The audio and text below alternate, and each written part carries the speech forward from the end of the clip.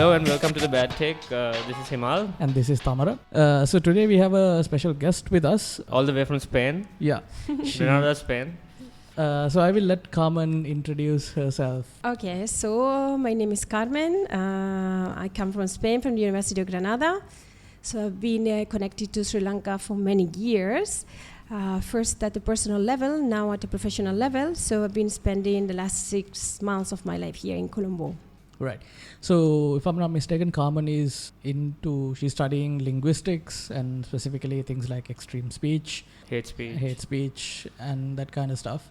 So can you give us a little background about what you study and why you are interested in these topics? Well, I'm a linguist by profession, so I'm very interested in language, Right. in all the possible senses of language. And I've been studying language at a more formal level, let's say at the level of combination words, syntax, and that kind of aspects. But after that, I decided to go beyond that and move towards discourse. I'm really interested in the way that people interact online because of the specific features that communication online has. Yeah. And I decided to study as a global topic extreme speech, how people can use language in an extreme way online. That got different ramifications. One of them goes, for instance, the study of Sri Lanka in the sense of the ethnic conflict, pre-war communication, and post-war communication and the problems. The construction of identity, how speakers construct identity, how speakers construct reality through their discourse. Also, cyber Islamophobia is a topic that interests me in a global sense, not restricted to Sri Lanka, but unfortunately connected to Sri Lanka lately. Far right is something also I've been studying. And also I've been studied ISIS. So I'm working on a project in which we study basically how ISIS interact with people so that they can recruit it. So let's say it's a combination of propaganda, recruitment, and all these aspects that ISIS use to get followers for their cause. Yeah. I'm interested in language in general, so that means that I study words, but also images. So images. So I analyze images using linguistic patterns, using linguistic models as a way of communication. The grammar, let's say visual grammar, is that I'm interested in. And because all these topics are a little bit can actually affect the researcher somehow when you're exposed to this kind of problems, social problems, on a daily basis, I decided to have a break from that, let's say, linguistic drama, and I studied graffiti. Been studying graffiti in Granada especially because it's a city which is full of all the words in the city can be read. There are a lot of messages, so I decided to study graffiti also in Granada. What sort of graffiti is this? Like, what are any interesting themes you're seeing? Yes. That was absolutely a fascinating topic to me, actually. I started, my interest in graffiti came from, as a mayor working in the city, because Granada is a very walkable city, so you can walk everywhere. Right. And I, as a linguist also, I was just always paying attention to the kind of messages I was seeing written on the walls. So I decided to take pictures of all these messages, and I collected a corpus of more than 400. Messages. The definitions about graffiti are very problematic, but I'm interested in graffitis thinking about that as written messages that may or may not be accompanied with certain images, but not on street art. Street art, so for instance, what you have now in Sri Lanka, all these murals, this is a different thing. Also interesting, but this is a different thing. Right? So if you have just a painting or artistic representation without any written message, it's not something I'm going to study. Right. Okay. So my corpus is it should contain a word at least, and also I'm focusing on the graffitis I found outdoors. That means I discarded those which are included. For instance, like you can find in the university, in the toilets, in the university desks. Basically, because of a methodological problem. Because what happens with the kind of graffiti is that usually is a kind of conversation. Most of them, someone just write a message and someone else replies. That is a kind of conversation or dialogue, and that requires a different methodology. So that's basically it. So when I compiled the corpus of graffitis in Granada, I found wonderful findings. So I established or created a taxonomy based on the content of the messages. So as far as I remember, there were 6 groups. One were feminist graffitis, others were anti-capitalist graffitis, anti-establishment. Spain is a country in which anarchy movements are very, very strong. We are not very good like obeying people. So there are a lot of anarchy sentiments there. Anti-consumerist graffitis, anti-religious graffitis, basically addressed to the Catholic Church. Right. Pro-animal rights, that was another group. And philosophical, poetical, let's say, miscellanea graffitis, but most of them were reflections about the world, life, human beings. So who are these artists? Where do they come from? You don't know. That's the thing. That's why I'm interested in graffitis, like in opposition to street art. Right. Because graffiti per se is the expression, it should be clandestine by nature, is against the law, is an illicit way of communication. So obviously it is not signed, it's not tagged, as graffiters call that tag. It is not tagged because obviously it's against the authorities, against the law. Nobody takes credit, not even like an anonymous group or anything. I found something that we call the locutor. Locutor in graffitis is not your signature, but sometimes there is a symbol as if you were the author, but nobody knows who the author is. In my corpus, I found a jester. Jester was in some of the graffitis. It was a stencil technique, so you can see the jester. Yeah. And all the graffitis in which the jester appear were political oriented, anti-capitalist or anti-establishment or anti-consumerist graffitis. But nobody knows where the others are. Yeah. Obviously you can find, for instance, the anarchist symbol or the feminist symbol in some of them. But still, you don't know who is behind. Most of the time, because I found the graffitis in the mornings, the previous day they were not there. So that means that they made it at night. And they take public spaces in the city. And the graffitis I took, most of them are in downtown. So sometimes, for instance, the Faculty of Political Science in Granada has a lot of graffitis. So obviously this is, if they catch you doing these kind of things, you will be fined. And that's also the kind of illicit birth of this kind of communication. It is essential to the nature of the message.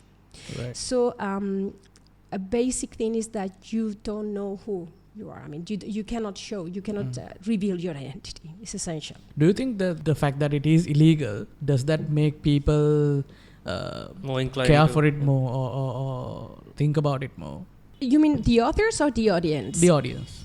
The audience, yes. Obviously, because it's illegal, it depends what kind of the audience you are.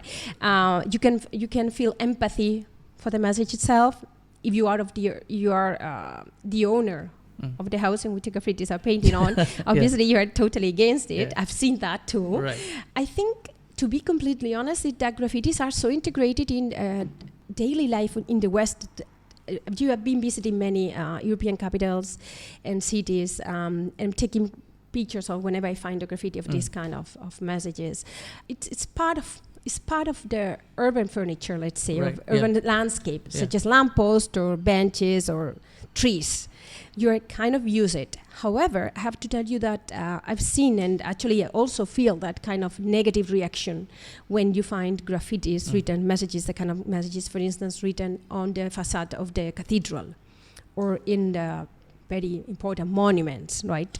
So people's reactions are really, really bad. And I think that actually the communicative point, the communicative goal of this kind of graffiti is totally lost because people focus more on the vandalic act than in the message itself. So, the goal was totally lost in that sense. It's not very intelligent. If I was a graffiter and want to raise my voice through this kind of illegal activity, taking illegal use of public spaces, definitely that's not a good idea. Nobody focus on what you're saying, focus on what you did. Do we know why we don't have why we don't have a lot of graffiti in Sri Lanka? I don't think I've ever seen. There's a few. I've seen a few on like Marine Drive and Right, but very concentrated, very small. Yeah, we don't really have a No. culture of No, graffiti in you this don't. country. You Yeah. don't. That's the thing. I've taken some pictures here too. Right. For instance, I've taken pictures of stencil technique. For instance, you can see some of them with the JVP leaders. Yes. Yeah. I found some of them, political graffiti in that sense, but not many. There is no culture. There is no culture that actually in Europe, if you compare to United States tradition of graffiti, there are two different traditions. So I mean, How are they different? in US, at least at the beginning, the origin of graffitis in US was associated with the ghetto, marginalized voices, very close to hip-hop rap culture. Right. In Europe, the tradition of graffiti was associated to May 68. So it's a political graffiti. It's much more focused on macro political approach. Right. And the kind of messages and the content is going to be totally different from the US graffiti. We have some hip-hop influenced graffiti, I think. The b-boy communities from Maligavat, like the little groups of boys who break dance. Like they used to carry spray cans and make graffiti on walls in Colombo. Like that can be considered, I don't know, it might be problematic. Like the ghetto. Exactly. Yeah. So in a way, even though it's kind of different, but the graffiti probably copied from the American tradition, North American. This has been tradition. happening for a few years, though. Like, It's the same that it happened in Spain too. I mean, Right. what is now called street art started like this, copying directly from the influence was US, right?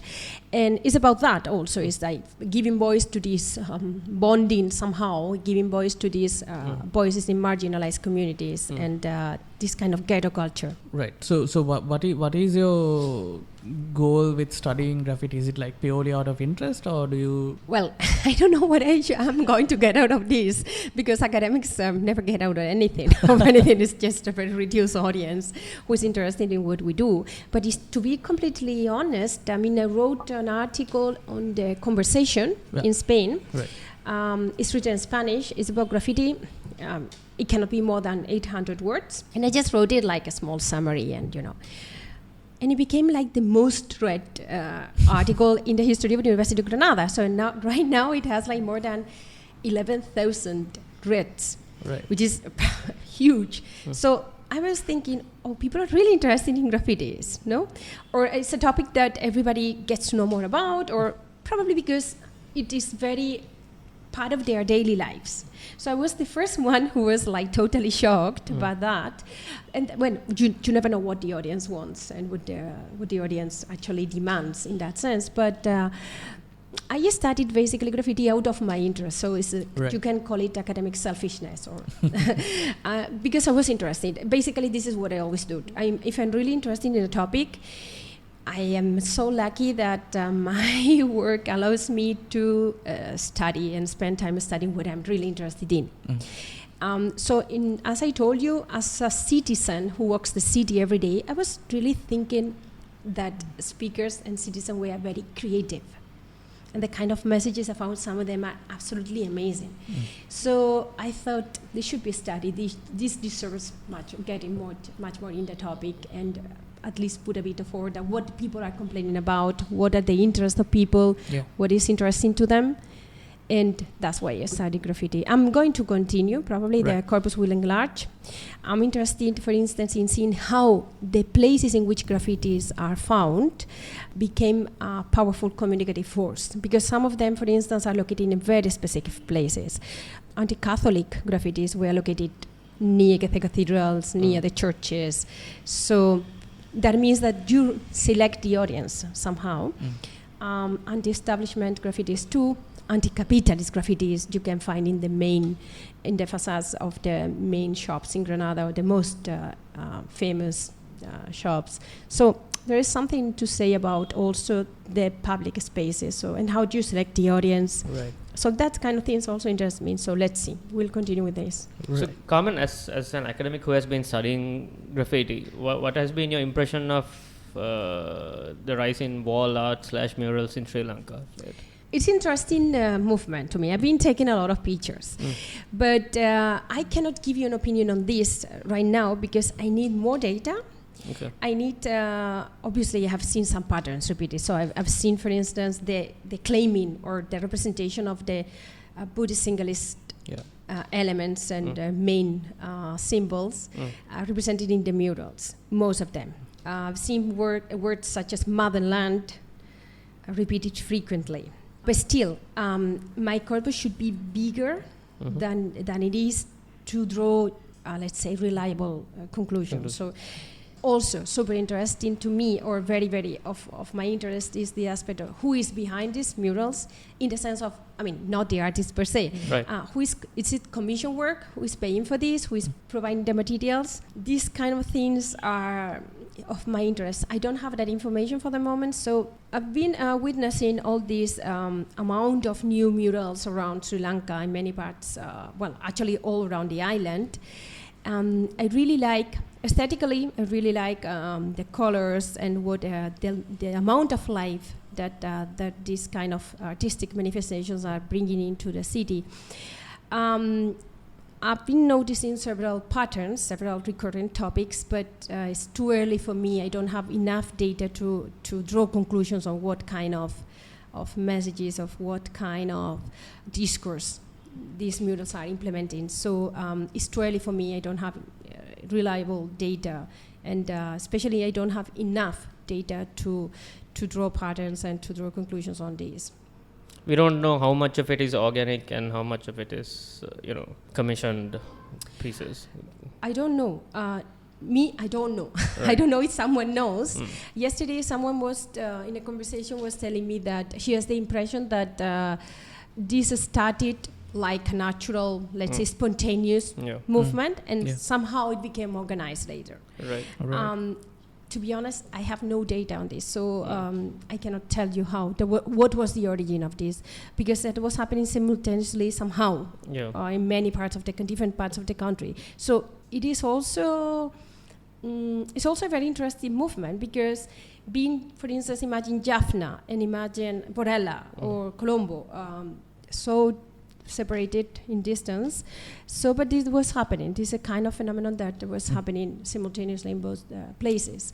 So it would be interesting to compare once, like, this movement has been settled down and you got enough data. It would be very interesting to see what kind of messages, what kind of representations are happening in the north, in the east, in the central province, the south. That would be interesting to see. But when you got enough data, you can draw conclusions. So far, for me at least, it's not enough. Let's move on to another area of interest of yours. You mentioned extreme speech, and the very first episode we did of this podcast touched a little bit upon hate speech. One thing I remember is that we could not agree on, how we define hate speech, and we were going back and forth about how it depends on the person and all that. So, like, how do we know it is hate speech? Is there a definition that we can all agree on? How does that work? No, there is no definition. This is one of the problems. One of the problems is that, well, I don't like the term hate speech. I've been using previously in my work because it was the best one I could find till the moment. But within the so-called hate speech, which is a kind of umbrella term that everybody uses right nowadays, you will find different models. You will find dangerous speech, you will find cyber aggression, you will find extreme speech, different models. When it came to know this model, extreme speech, I thought that it was much more, it was fitting much more my interest and the way I was perceiving language and that kind of phenomenon, especially because it's much more performative and takes into account the context. Imagine, for instance, to give you an example, so if you find or detect potential extreme speech here in Sri Lanka, is not the same as if I do in Spain. That is, the context, the historical, social context of the in which speech is created is really relevant. Even though the model was created by ethnographers, that is, no linguist, but I love that approach, and also that is theoretical and methodological, so I like that. But it's true that whether you call it hate speech, whether you call it extreme speech, whether you call it dangerous speech, it's difficult to detect in the sense of what is the definition that includes it. usually I work with a working definition provided by legal institutions. This is the only, let's say, more neutral definition I can take as a departure point for my studies. However, what I'm interested in as a linguist is the linguistic realizations of extreme speech. So, for everybody it's very easy to detect that if I call someone cockroach, this is an insult, this is denigrating, this is humiliating, because I'm comparing someone with an insect. But this is what Trump did, or Rwanda. Yeah, Rwanda was one of the typical cases in which you will always find this kind of speech. For me, this is interesting, but not so much, for many reasons. One, because I was discussing with a friend that this kind of assumptions, like calling someone an insect, calling someone an animal, it is denigrating. Well, it depends. If you take a humanist approach, if you take a post-humanist approach, it is not. You know, why is a cockroach less than a human being? Why is this an insult? You know, it depends on your perspective. That is one point. This is the kind of things academics do, right? That's one thing. A different thing is we are talking about language, using language. So that complicates things a lot. You cannot separate the object from the object of a study from the means of a study. No, you're studying language, using language. That makes things more complicated. I'm much more interested in other subtle aspects. That is, you can see a storm coming, but if you got pouring rain, at the end, in both situations, you are wet, you are soaked, but it's a different way. So basically, I'm interested in the more subtle ways of extreme speech. So that's why I pay attention to rhetorical figures or rhetoric strategies, or what we call in linguistics collocations, semantic associations. I pay attention to the verbs. So I look at this kind of a small thing that for the average citizen are difficult to detect, because obviously nobody has the time to stop and think about these small nuances, but they configure the discourse in such a way that they get into you without you noticing. And at the end of the day, it is so much has permeated into you in a way that you assume it as natural. I'm much more interested in this. Right. So have you been studying Sri Lanka as well? In terms of extreme speech? Extreme speech. Yes. Actually, I presented my work on Digana and Digana and Ampara. Ampara. Yes, yeah. In 2018 in a conference, Corpora Archive and Performance, Corpora Archive and Performance Conference that was hosted by University of Colombo in November. So I presented that. It was based on videos on YouTube, but not the content of the videos, but the reaction of the commenters on the videos. Okay. Super interesting. What kind material. of videos? The videos were, first of all, the language was English, so international media. That is positive and negative in the sense that obviously you're going to find more extreme speech in Sinhala or in Tamil. There's a vernacular language of any country. Right. But if the videos were in English, that means a lot of external commenters could also take part in this. So it's a kind of different data. Yeah. The videos I selected were on international media reporting what was happened. So, for instance, interview to some monks, or just giving information, describing, narrating what has happened. So correspondence that came here those days. Yeah. And the data were very interesting to me. Because you could see also stereotypes brought into Sri Lanka, external stereotypes. So you could see, for instance, stereotypically Islamophobic comments and pro-defenders of Buddhism from external, so you can understand. Because it's very funny when someone from Sri Lanka make a comment on these videos, first sentence is always, I am from Sri Lanka. So it's very easy to distinguish the speakers. Yeah. And you know what is this is super interesting from a linguistic point of view, because saying I'm from Sri Lanka, it is a way of legitimizing your discourse, meaning I know what is happening here. Right. You have no clue. So that was interesting to me. So you got these general stereotypes, and then you can find several commenters from Sri Lanka giving different perspectives on the Buddhists that carried out the actions, or different perspectives on the Muslims also.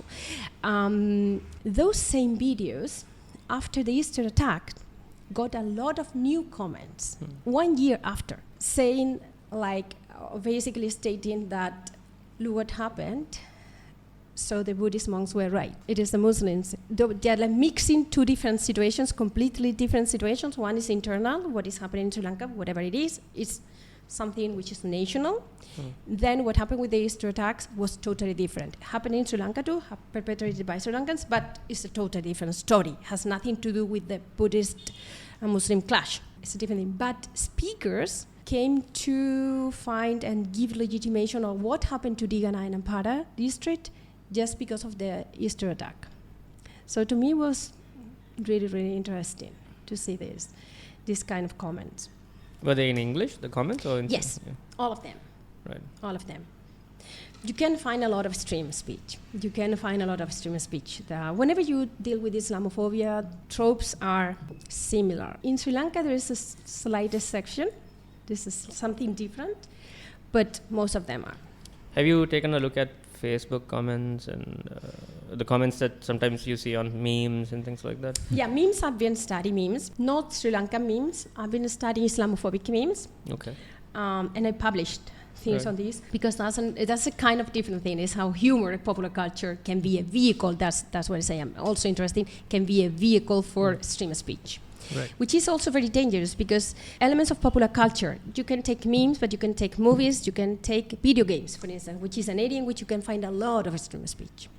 But because of their elements of popular culture, it's easier to be unnoticeable. The kind of extreme speech is easier to pass unnoticed. I'm interested in how this could be actually harmful for particular groups. There are plenty of video games on with Islamophobic discourse, for instance. Now, with regard to Sri Lanka, the supposed involvement of ISIS in the Easter attacks, how did that complicate the Islamophobic narrative? That is, yes.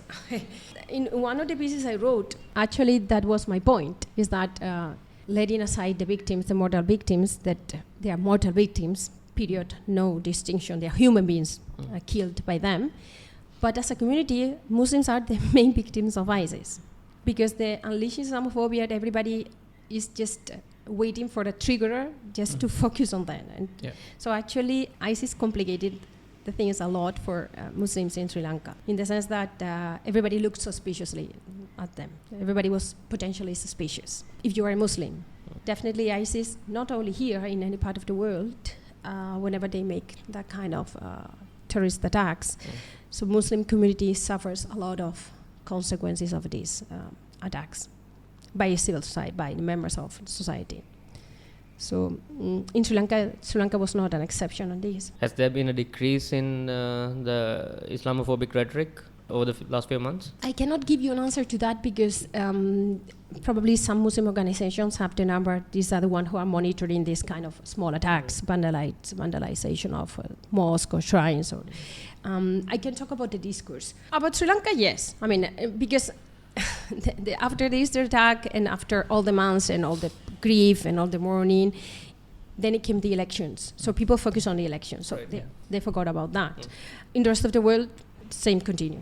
The situation is the same. One thing, maybe I'm wrong, but one thing that I've noticed is that there has been a sort of resurgence of alt-right rhetoric. A lot of countries, there have been parties and movements and groups of people who sort of subscribe to these alt-right ideas and ideology. So is that a fair characterization? Is that something that you have seen? What do you mean? It's like in many countries of the world, there. Like for example, I knew that maybe 6-7 years ago in France, the Front National, for example, that was the only party that I knew about.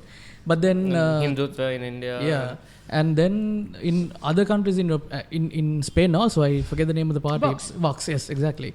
So like I see these things popping up, and is that do we know in terms of as a linguist, as a person who studies language, what kind of language are they using that people are so interested in this? And definitely.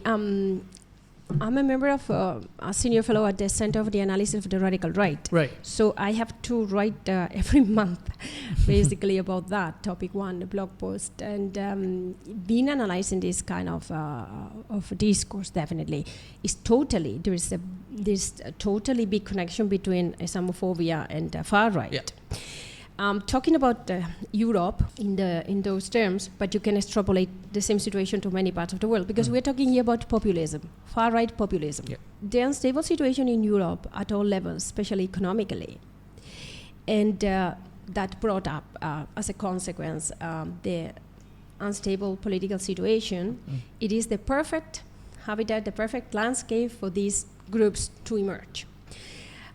It has happened in France for years with Marine Le Pen, and then you got Italy with Salvini, you got the Netherlands. Germany has a lot of problems with the far-right groups, neo-Nazis groups, Scandinavian countries too, Hungary with Viktor Orban, so I mean, also got big problems. So it's a kind of pattern which is repeated all around Europe. Spain was an exception to this landscape till the year 2013. In our particular case, the problem that made the birth of the far right and the birth and consolidation of the far right was the problem with Catalonia independence. Right. But it's always the same. It's always the same pattern that you can find. It's like whenever Professor Ruth Boder called that the politics of fear and the arrogance of ignorance. That means that basically populist discourse is based on that. She has been studying the far-right discourse in Austria for decades. So this is one of the pillars of their discourse, the basic pillars of their discourse. So basically saying that if we don't do anything and something, we take serious measures on that, the unity of the nation itself is going to disintegrate. In our case, the threat that the separatist movement, independent movement in Catalonia was just about Spanish political society and landscape was actually the big threat that Vox used as the main basis of their birth. And actually they were the ones who sued and took to court the Catalan politicians. Islamophobia is part of their discourse, not only of Vox, but of any far-right political party. That is let's say, a foreign threat. What happens is that they talk about immigration, but immigration, we know that most of them are Muslims in religion, so it's not about. Sometimes it's difficult to see what kind of phenomenon we are talking about. Is it xenophobia? Is actually hate to the immigrant? Or is it actually per se Islamophobia? Is hate the irrational hostility towards Muslims? In my data, in previous studies, we talk about United States is clearly against the Muslims. But in Europe, sometimes it's difficult. If you look at the data from England, they are always complaining that they are using my taxes to build a new mosque. So I'm paying all my taxes, and they get new schools, or they are teaching Islamic subjects in schools. So I wonder, would be the same if that is, for instance, the Jews were in the case instead of Muslims? We don't have the data, so we cannot compare. In case of Spain, it's a different too because of historical reasons. So Vox, for instance, talks about the new reconquest, which is actually when the Catholic kings expelled the Muslims. Right. So they are using a kind of semiotic symbols to build up their own identity and their own discourse. But definitely the far right in Europe, which is unfortunately an emerging phenomenon, has to do a lot of things, is very, very closely linked to Islamophobia. So as linguists, can you guys study discourse and make certain predictions about political outcomes? We can do. We need the help of probably computer professors who help out to. We can give the data, and they can design algorithms that they can predict. So this is basically what we are doing in our project with ISIS. So are your studies limited to the far right, or do you look at the language used by, say, the left or liberals? Or in my case, I study the far right. Okay. But there are other people who are studying, for instance, Podemos, who is the far left political party in Spain. Right. And there are others who are doing this. Right. In that institute, in that center, we have scholars from different parts of the world, including South America with Bolsonaro in Brazil, obviously Trump, other South American countries too. We are just focusing on the far-right movements, including a lot of new other aspects such as white supremacy, Islamophobia. So there are a lot of environmental policy, because it's also very close to far-right. So, different aspects, different perspectives, different specialists focus on different aspects, but we are focusing on the far right. But other people, other scholars, just focus on the far left. So, for instance, Venezuela, Maduro, and all this, Cuba, or Spanish Podemos would be examples of this. Yeah. Okay, you used to study ISIS as well, right? So one thing that I saw with ISIS was that they are so effective in the communication that they do. Like, for example, if you read Dabik, like the way... That's what I analyze. This is what I analyze. The way that... So Dabik is the magazine of ISIS, right? And the way that it is put together, the layout, the writing is so professional, so well done. And I suppose that has some effect on, people who can be inclined to following their footsteps, right? So have you seen anything interesting in the way that they communicate that people should be, mindful about, be careful about? Yeah, I mean, I have seen a lot of fascinating things about the way ISIS communicate. ISIS public relations and marketing strategies and the way the communication offices are absolutely amazing. And they know it, and they know the power of it. And as you said, they have two propaganda magazines, Davik and Rumia, later. Now, they have stopped. Usually, you will find, after a crisis in ISIS, you will find that they stop writing. That doesn't mean that ISIS has disappeared. When they feel stronger, when they feel more empowered, you will find more frequent publications, right, of them. It is fascinating. The propaganda journals of ISIS are absolutely fascinating. As you said, who is behind that? The mastermind behind that? The language, the rhetoric, the discourse, the layout, the design. It is something to study. It's really, really worth studying. Actually, there are plenty of literature written on this. In the project, I'm in charge of analyzing the photographers, so the visual images, the visual content of ISIS in those propaganda magazines. I mean, fascinating stuff, especially because you can see the way they construct, the way they polarize discourse between enemies and heroes. Even though there are plenty of studies on how they portray the enemy, for me it's much more interesting what do you offer to engage people and to make it attractive so that people can join ISIS. And you can find, for instance, a big tendency to emphasize the brotherhood and the kind of family that ISIS fighters can offer someone else. This is important and really relevant because just talking about Spanish data in 2017, as far as I remember, it was 2017, 92 Spanish citizens were caught in the airport of Barcelona, by the police when they were going to try to fly to Syria, to Turkey. Turkey is the first stop, to join ISIS later in Syria. Their profile, the sociological profile of these potential fighters were more or less the same. There was a recurrent pattern. So they were very young people, imagine from 20 to 30, but no studies, no education, no job, coming from the biggest, the places in Spain with the highest unemployment rates. So that means that people with no hope, with no future. So if you are someone with no hope, no future, no perspective in your life, and someone offers a reason to live for or to die for, future, and a sense of belonging that you don't have, that makes you perfect victim for that. Perfect potential prey to join them. Obviously, I'm talking about most of them were Muslim. Some of them were not, but the big majority were. So you find a cause, a reason. You're giving people a reason to live, no? So that kind of potential citizens are totally engaged and totally captivated by ISIS rhetoric. So in that sense, the propaganda magazines offer this kind of message, very powerful, very beautiful.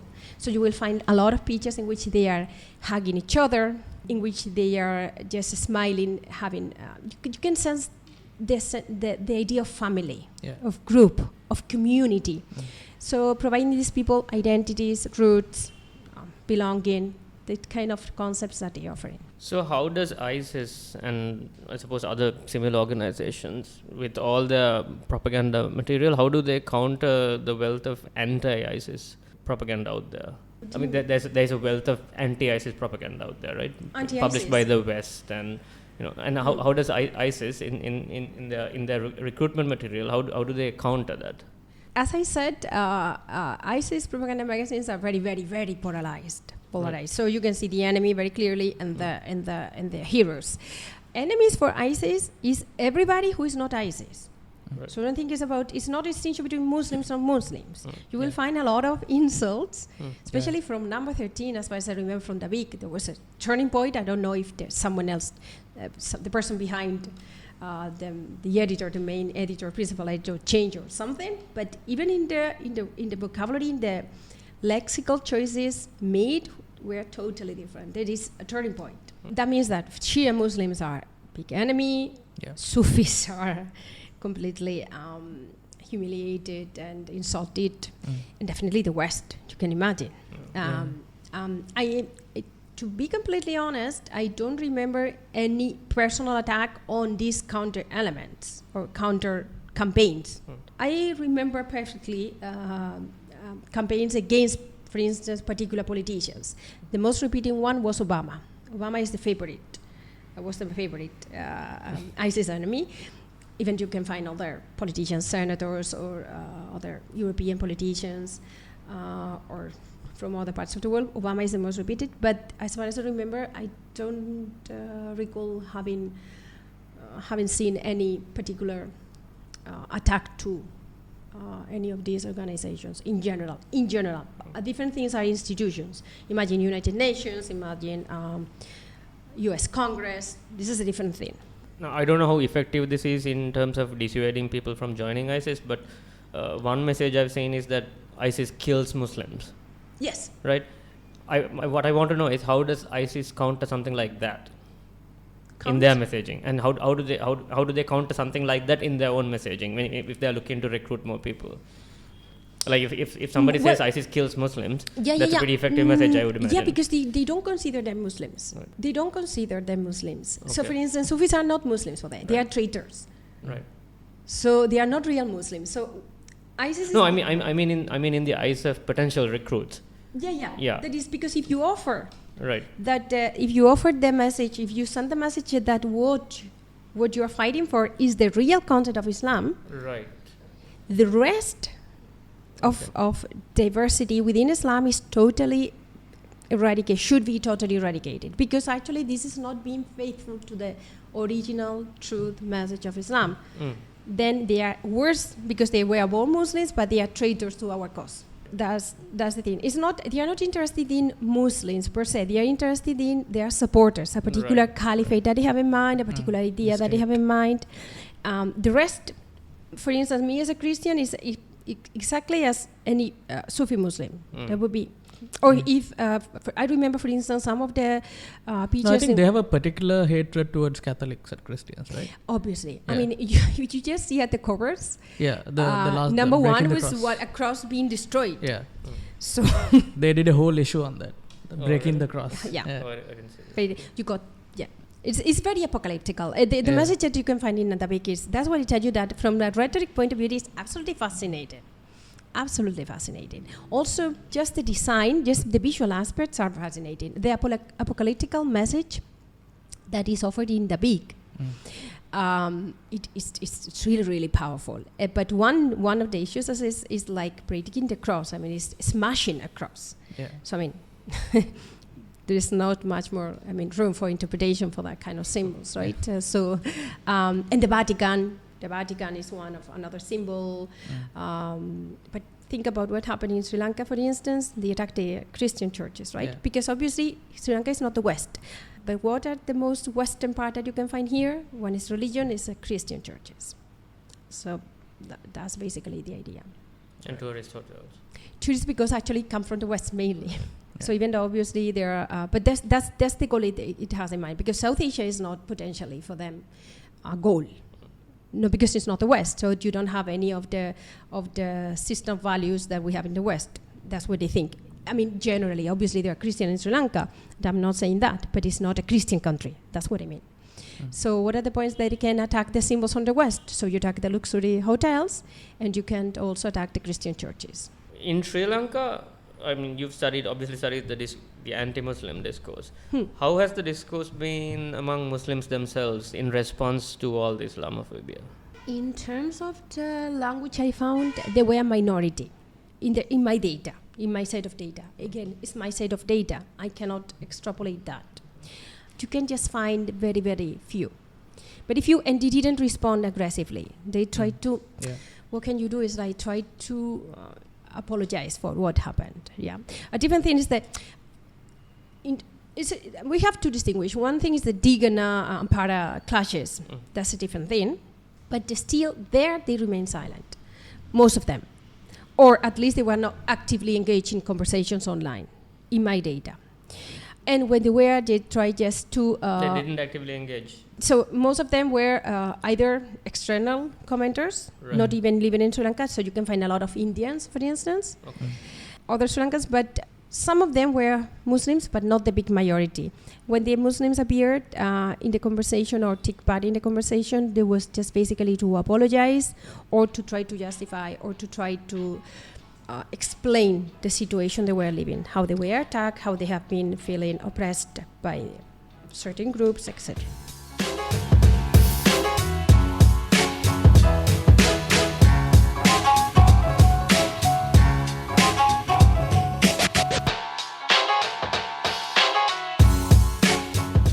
Because I've been studying propaganda, for instance, in the IRA.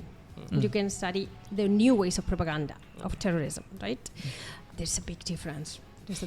Obviously, I mean, it's that 20 years or in terms of technological advances, it means a lot, no? So ISIS, for instance, now there was no Photoshop. Now ISIS came wonderful things with Photoshop, and people are much more trained in the technological tools. IRA posters, for instance, were much more naive. Much more naive if you haven't looked at them. But also very powerful and straight. The messages were very straight. Comparing my work now with the LTT and the political murals, that's one of the reasons that I didn't want to talk about Vaticalo and all these things. Right. But this is a kind of different murals. I'm talking about pro-LTT murals. There's also a big difference. Although LTT was of the terrorist movements that happened in the 20th century, probably the best documented. You can find a lot of visual. Unfortunately, it makes sense because it was 26-year war. If you compare with contemporary terrorist movements such as IRA, or you compare with the Basque Country ETA, LTT is the, let's say, former ISIS. LTT got amazing infrastructure and a very clear way of how to communicate things and the message and the public relations, and everything was super, super clear. So you compare, it's very interesting to see how things have developed and also how advanced they were. Could you give us some examples? For instance, if you compare the propaganda of LTT propaganda, which relies a lot of semiotics on symbols, the flowers, the guns, but for instance, the murals are much more leader dependent. So in most of the murals of the LTT, you're going to find Prabhakara. So like a personality cult. Yeah, this is not something that you're going to find in any other. Right. In any other terrorist movement, unless you go to South America. Right. That's why when he was killed, the war was over, but not before. Right. In IRA, you can find, for instance, Bobby Sands. You can find Bobby Sands somewhere, but it's just like a martyr image of the movement because he was on a hunger strike and he died, but not because he was the leader. Let's say it's a different thing. It's a kind of different concept, right?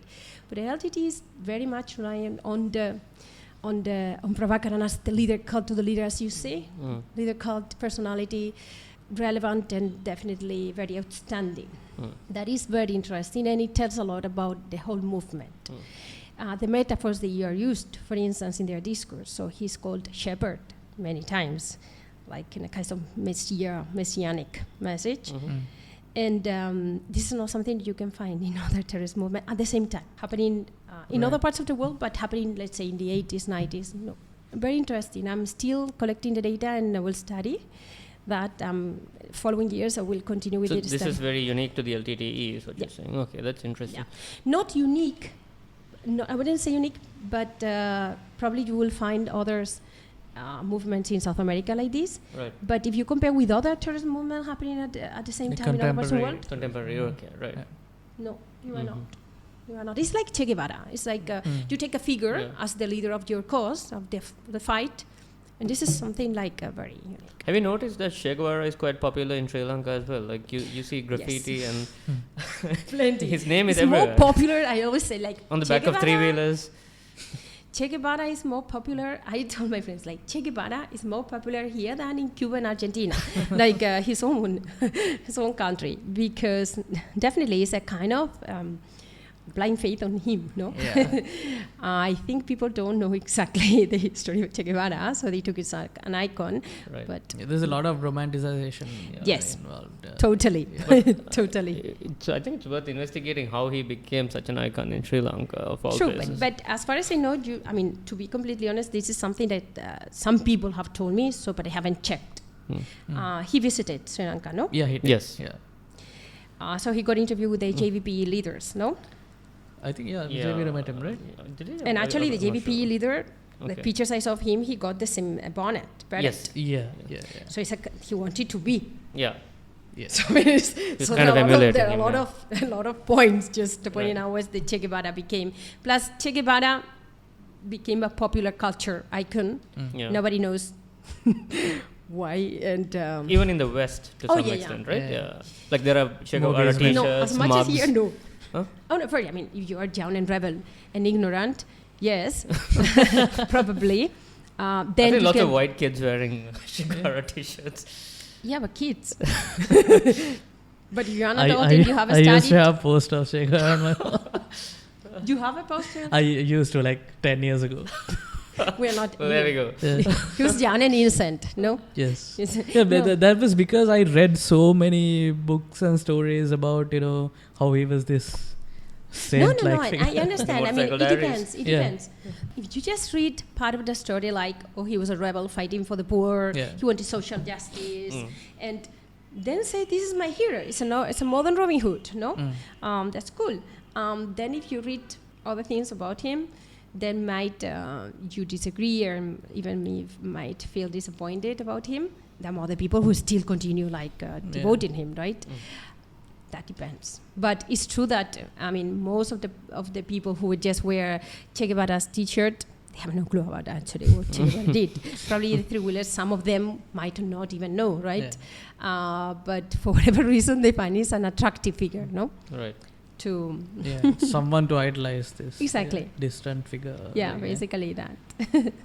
So, but he became a popular culture element, a popular culture icon, no? So these days, in Spain, you can find, but never in a car or something like that. So, this is, here is much more devotion. It's more pronounced, right? On the back of three-wheelers. It's much more this Che devotion. Guevara wants you to rebel. It's a popular quote exactly. here. Yeah. That the first time I saw that, I was like, wow, this is something serious now. But it depends. If you feel oppressed, you feel like you belong to a minority, and this is a symbol that fought for the oppressed. Period. Right. You don't go into any deeper aspects. So this is that you take it as your. So he died down. He was good looking. You would never see someone like in a decrepit state becoming an idol. So a lot of romanticized, as you say, romantic aspects around him. Like it's almost as if he took what should have been Rohana Vijayveera's place in people's imagination, right? Yeah, that's a good point. Yeah. That's what I was thinking. That's why I told you that he came here, he got an interview with certain people. So we could have been like that. I remember some years ago, if you remember what happened in Chiapas with Comandante Marcos. You remember that? Comandante Marcos took all these indigenous people from Chiapas. They were just traveling in Mexico around the jungle. They became a kind of a new modern Che Guevara. Comandante Marcos never showed his face, so he was always having here like a handkerchief or a tissue here covering his face. He became also a romantic for all these rebels, people who are, social rebels in nature. He became the new model.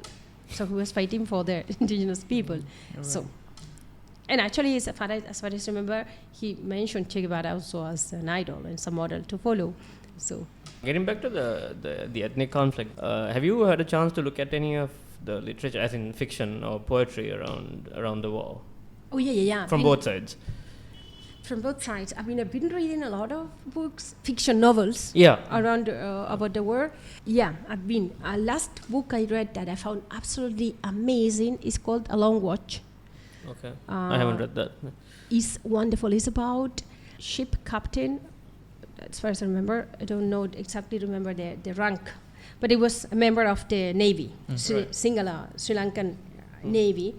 He was a Sinhala Buddhist citizen. He was captured by the Tamil Tigers. Oh, right. This is Sunila's book, right? Oh, yeah. I still didn't get a chance to read it yet. It is fantastic. Yeah, it is fantastic. It's very engaging, and it makes you think a lot of things. It is very, very food for thought. It's thought-provoking. It gives you a lot of food for thought to think about. Actually, the protagonist is still alive. He should be like maybe 65 years old. This is about that Major General who was captured by the LTT and... He was kept alive for 8 years. Yeah. So you can feel how it's not that he felt this Stockholm syndrome, but how you can, when you are 8 years living in situations, how you can get closer to some people. You try to, you don't, and that's the best thing that can happen to you. You don't lose your humanity somehow, right? But it's so difficult in those circumstances, no? But to me, even was more striking when he was talking about when he was released in exchange, in a government organized exchange by some other political prisoners from the LTT, how society rejected him. Sinhala society? That was the last part of the book, which was the one that most struck me, actually. How he was not a hero, but he was under suspicions all the time. And he was fired from his work and denied promotions and then fired.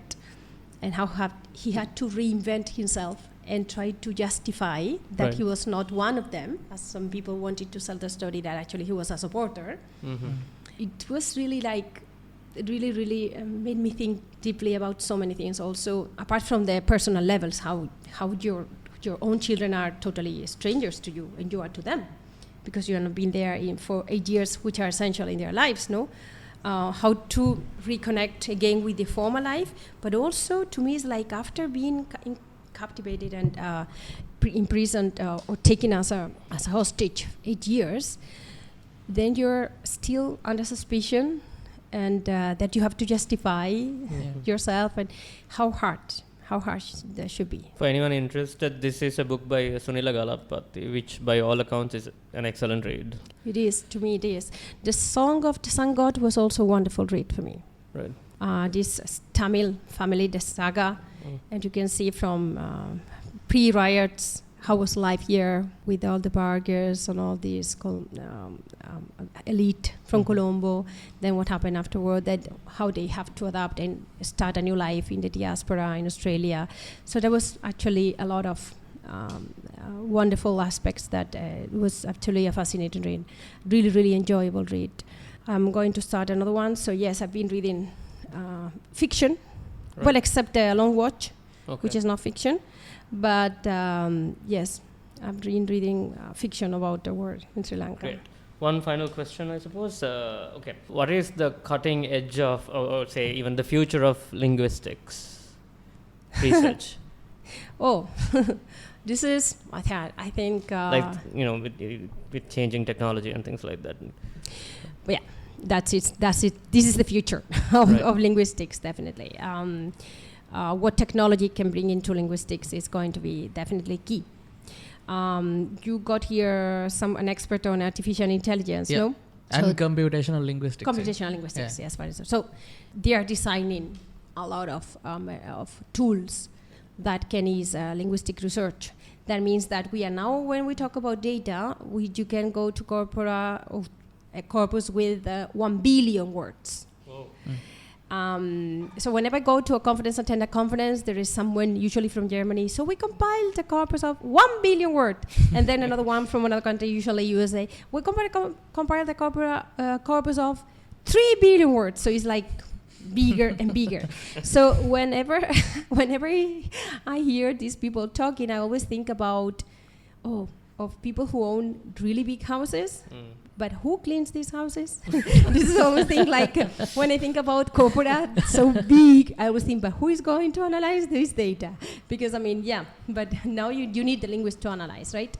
I always tell my students in corpus linguistics, size doesn't matter because not because they get obsessed with the sizes, and it depends on what kind of structure they're looking at. Right? If it's a frequent structure, you don't need that big data. Obviously, if it's an infrequent structure, you need a big corpus, so that you have more examples, because otherwise you don't have. But don't get obsessed. That's what I try to. Sometimes it's enough, but we lost control about big data, no? But definitely, future of linguistics is already depending so much on these linguistic tools that are developed by computational linguists. Think, for instance, of forensic linguistics and how the whole discipline has improved. So it has helping the police a lot. The project on ISIS I talk about. We are going to give the computational linguist all the data so they can develop an algorithm to try to predict this kind of discourse, right? In forensic linguistics, for instance, speech voice recognition programs can help police to detect on the phone the area and the accent very clearly. Imagine drug dealers is one of the typical examples that they use this kind of thing. So when they tap the phone of some potential drug dealers, they can detect who is this person because of the accent. So phoneticians have a lot of things to do in that.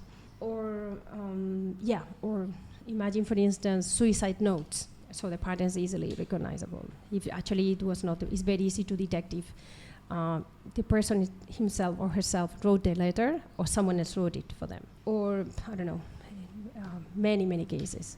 So many other examples of this sort. So definitely future of linguistics relies on computers. Relies on computer. Already it is. Already. I mean, I remember a professor I got at the faculty when he used to tell us, so when I wrote my PhD, there were no computers, so in a shoebox, he got amount of cards with the verbs and the behavior. Now you got it with a file. In 2 seconds, you got the information you want. The compilation of data and the analysis, obviously, you spend the same amount of time analyzing the data. But in terms of collecting the data you need, it is not comparable. So, I mean, actually, computers was a kind of blessing for linguists because they make our task way more easier. So, for instance, when you analyze YouTube comments or images is a different thing. But in terms of language, you can write a script and you got all the data from Twitter, but like in 1 minute you can all the data. So imagine the amount of time that you save. Cool. All right. So thank you very much, Carmen, for joining us. Well, thanks to you. Thanks to you. All right. Then this is us signing off. Catch you guys on the next episode. Yeah. See ya. Bye.